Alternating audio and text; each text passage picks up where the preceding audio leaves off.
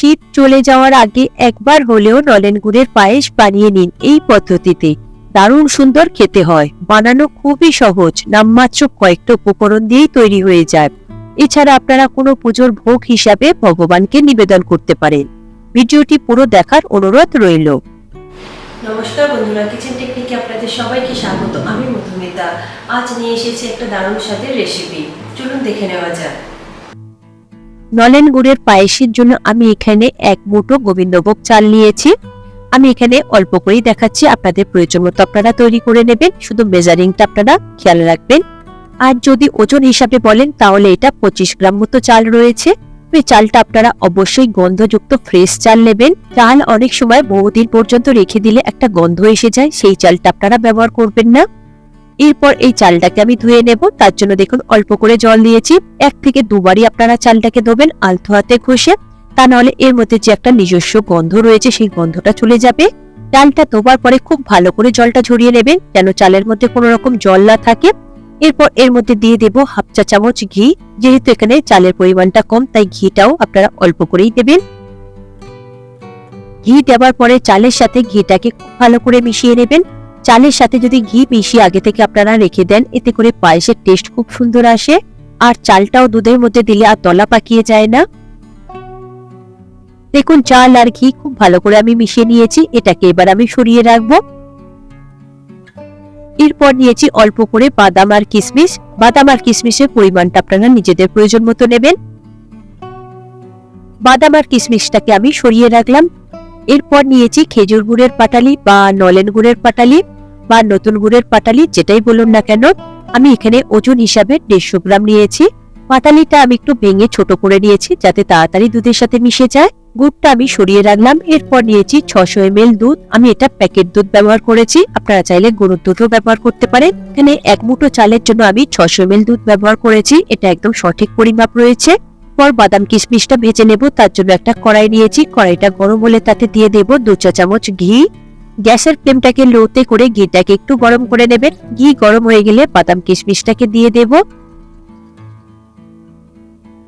বাদাম কিশমিশটাকে লো ফ্লেমে 1 থেকে 1.5 মিনিট মতো একটু ভালো করে ভেজে নেব, যাতে বাদাম কিশমিশের একটা সুন্দর কালার চলে আসে।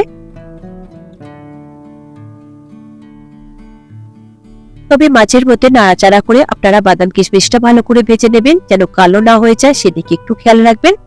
দেখুন বাদাম কিশমিশ আমার সুন্দর করে ভাজা হয়ে গিয়েছে, একটা গোল্ডেন কালার চলে এসেছে।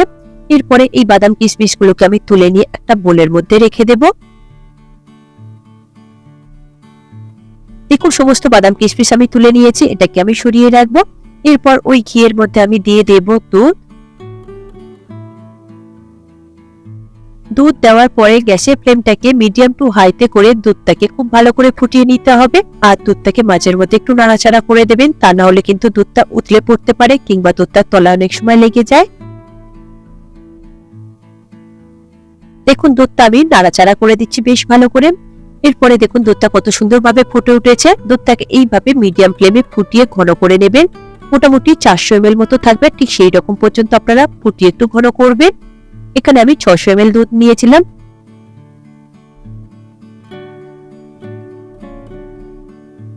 দেখুন দুধটাকে আমি কন্টিনিউ একটু নাড়াচাড়া করছি, যাতে দুধটা তলায় না লেগে যায় আর উতলে যাতে না পড়ে যায়। দুধটাকে এইভাবে আপনারা ফুটাবেন মিডিয়াম ফ্লেমে।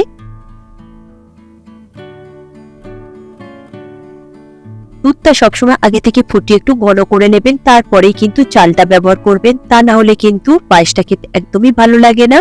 দুধ আর চাল যদি একসঙ্গে ফোটানো শুরু করেন, তাহলে পায়েসের টেস্ট ভালো আসে না, আর চালটাও খুব বেশি গলে যায়, তাতে করে পায়েস খেতে একদমই ভালো লাগবে না।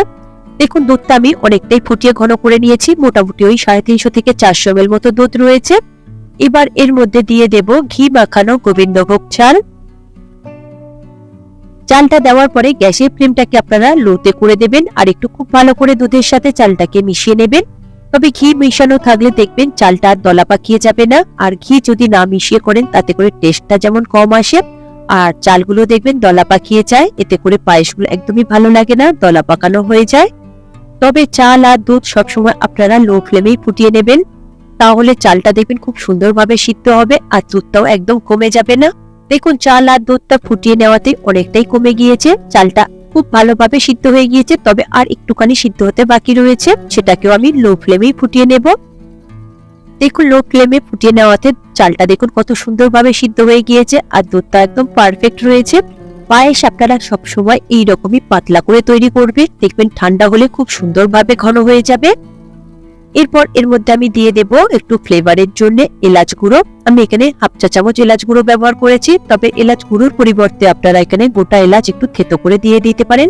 এরপর নিয়েছি খেজুর গুড় বা নলেন গুড়ের পাটালি।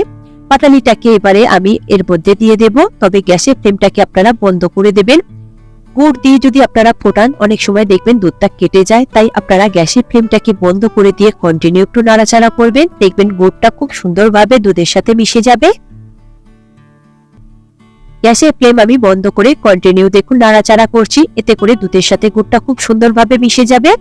এতে করে দুধটাও দেখবেন আর কেটে যাবে না, খেতেও বেশ ভালো লাগবে। এবার আমি এর মধ্যে দিয়ে দেব ঘিয়ে ভেজে রাখা বাদাম কিশমিশ। বাদাম কিশমিশ দেওয়ার পরে আরো একবার খুব ভালো করে এটাকে মিশিয়ে নেব। মিশাতে মিশাতে দেখবেন কালারটাও খুব সুন্দরভাবে চেঞ্জ হয়ে যাবে। তবে আপনারা ভাবছেন যে গুড় দেওয়ার পরে দুধটা হয়তো অনেকটা পাতলা হয়ে যাবে, তা একদমই না। চিনি দিলে ওটা পাতলা হয়ে যায়, তবে গুড় দিলে এটা হয় না। আর এইভাবে করার আরো একটা কারণ আছে, এইভাবে করলে নলেন গুড়ের গন্ধটা খুব সুন্দরভাবে পাওয়া যায়। আর আপনারা যদি গুড় দেওয়ার পরে ফুটিয়ে নেন, তাতে করে নলেন গুড়ের গন্ধটা কিন্তু নষ্ট হয়ে যায়। দুধের সাথে গুড়টা খুব ভালো করে মিশানো হয়ে গিয়েছে আর কত সুন্দর হয়েছে দেখুন। তবে এই পায়েসটা এখনো গরম রয়েছে, তাই এতটা পাতলা দেখাচ্ছে। দেখবেন পায়েস যখন একদম ঠান্ডা হয়ে যাবে, পায়েসটা খুব সুন্দরভাবে ঘন হয়ে যাবে। পায়েস তো যেহেতু ঠান্ডা ঠান্ডা খাওয়া হয়, পায়েস গরম খেতে একদমই ভালো লাগে না। তাই আপনারা ভয় পাবেন না যে পায়েসটা বড্ড বেশি পাতলা রয়েছে। এটা ঠান্ডা হয়ে গেলে খুব সুন্দর তৈরি হয়ে যাবে, একদম পারফেক্ট হবে। এটা আপনারা দুদিন ধরে রেখে দিলেও দেখবেন এর মধ্যে দলা পাকাবে না।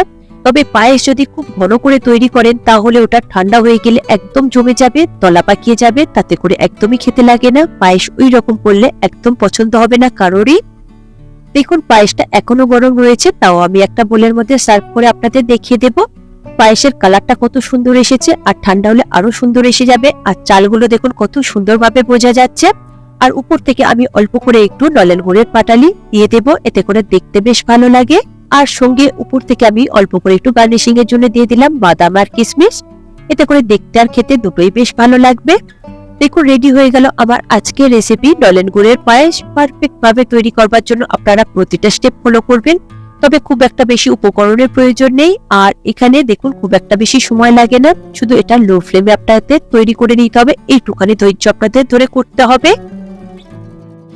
এই রেসিপিটি আপনাদের কেমন লাগলো কমেন্টে অবশ্যই জানাবেন। আর যদি ভালো লেগে থাকে তাহলে লাইক শেয়ার করবার অনুরোধ রইল।